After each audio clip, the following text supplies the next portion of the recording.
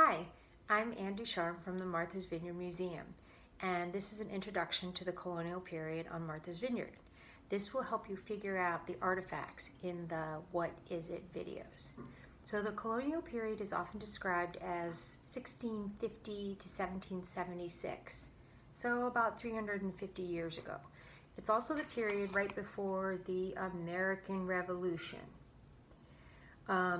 Basically, during that time, we were the colonies of England. Basically, that means that they were the boss of us in terms of taxes, trade, law, everything.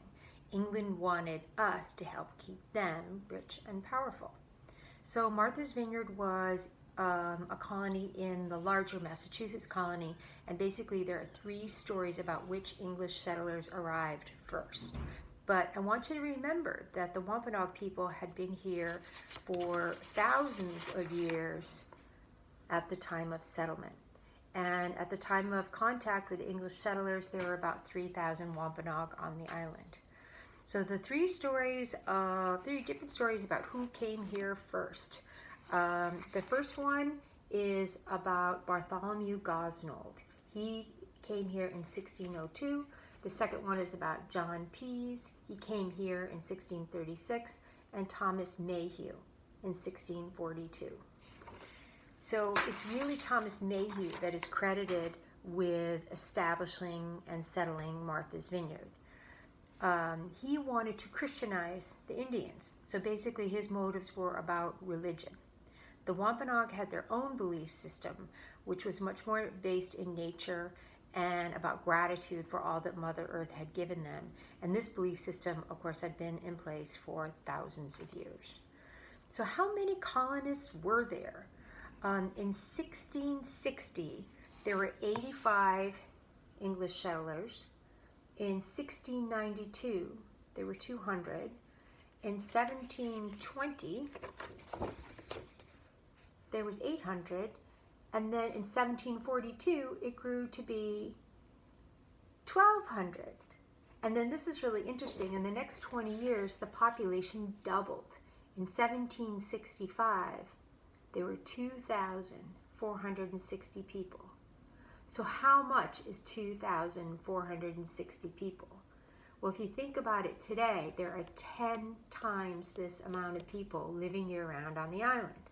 So what that might look like is this. For every one colonist, there are 10 vineyarders on the island today. So what was life like here?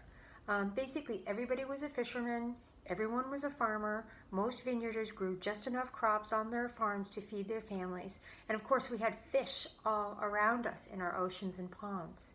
There was plenty of hunting in the woods and in the grasslands. There was plenty of wood to build houses and ships and boats.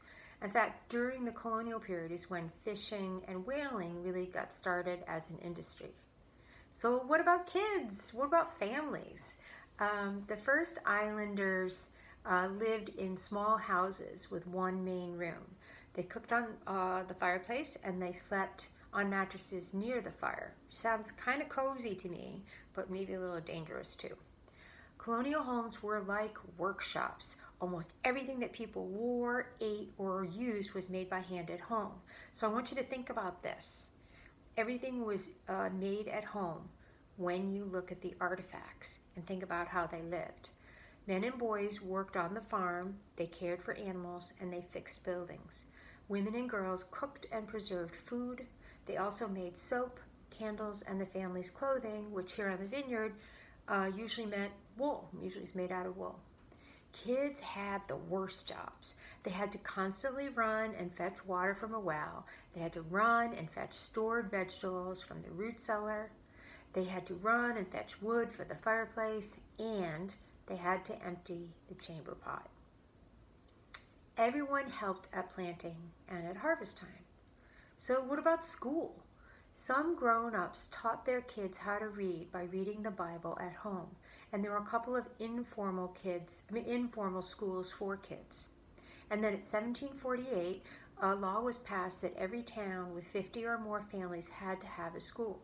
So they actually came up with a moving school, one school that would move from town to town to town, and there were only 3 towns at that time, teaching kids. There was not a lot of time for toys or games, but we know there were definitely some. For example, they probably did not have anything like this, but they might have had something like this. So when you look at the colonial artifacts in the videos, try really hard not to jump to conclusions and say, I know what it is, I know what it is. Try to be a bit more of a scientist and use your observational skills to look at details about the objects. Then think about everything I just said about what life was like on the vineyard. And then you can make an educated guess. I highly recommend that you do a warm-up exercise first to sharpen your observational skills. So I was thinking you could do this around your house, and I think it would be really interesting to do with someone in your family. Have fun. I hope to see you soon.